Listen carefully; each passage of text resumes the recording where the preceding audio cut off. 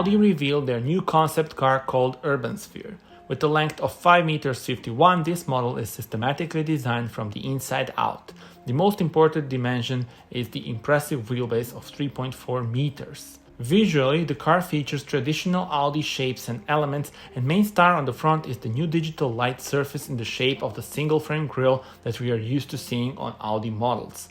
Car sits on the PPE platform and its battery holds 120 kWh of energy and can be charged with up to 270 kW at fast charging stations.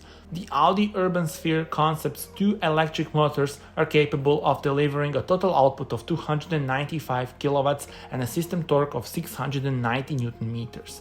Tell me in the comments, how do you like this new concept from Audi?